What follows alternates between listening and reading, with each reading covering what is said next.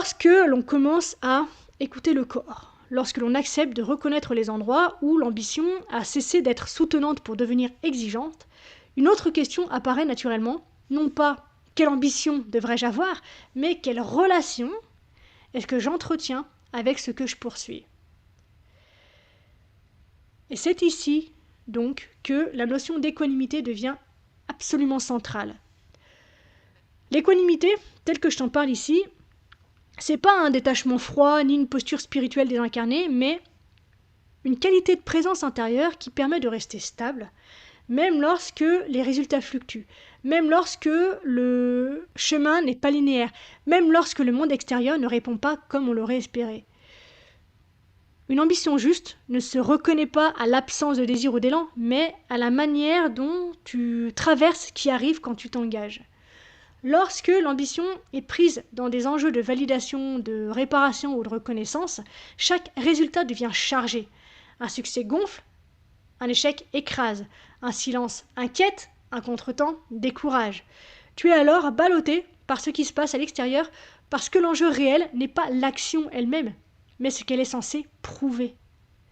A l'inverse, lorsque l'ambition est alignée avec ton axe intérieur, une autre qualité apparaît. Tu continues de vouloir que les choses avancent, bien sûr. Tu continues de t'impliquer, de t'ajuster, d'apprendre. Mais ton équilibre intérieur ne dépend plus entièrement de l'issue.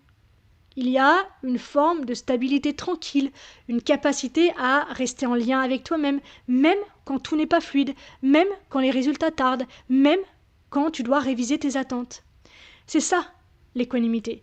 Non pas l'absence de mouvement, mais la capacité à rester présente à ce que tu fais, sans te perdre dans ce que ça produit. Donc, une ambition équanime ne nie ni les difficultés, ni les désirs. Elle refuse simplement de faire reposer ta valeur, ta paix, ta présence ou ta légitimité sur des éléments qui ne sont pas entièrement sous ton contrôle. Équanimité, c'est continuer d'avancer même lorsque ton post n'a eu que 3 likes, sans que ça remette en question la justesse de ta posture ou de ton message. Cette qualité change profondément la manière dont tu avances. Les ajustements cessent d'être vécus comme des échecs, les pauses ne sont plus interprétées comme des reculs, les détours deviennent des informations plutôt que des fautes de parcours. Tu peux regarder ce qui ne fonctionne pas sans t'effondrer et ce qui fonctionne sans t'identifier excessivement à la réussite.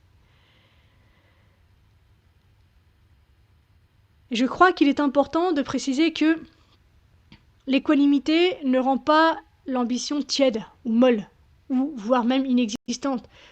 Au contraire, elle la rend plus sobre, plus précise, moins gourmande de preuves. Et paradoxalement, c'est souvent à partir de cet endroit que l'action devient plus juste, plus efficace.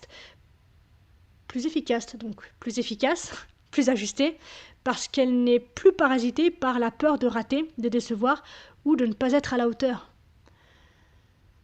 Lorsque l'ambition est vécue avec équanimité, elle cesse d'être une course, elle devient un chemin. Un chemin sur lequel tu peux avancer sans te crisper à chaque pas parce que tu sais que ce qui compte vraiment ne se joue pas uniquement dans l'arrivée, mais dans la manière dont tu habites le mouvement. Et c'est précisément cette manière d'habiter le mouvement qui ouvre la porte à une question beaucoup plus simple et pourtant profondément transformatrice, celle qui permet de sentir, au-delà des concepts et des analyses, si tu es réellement à ta place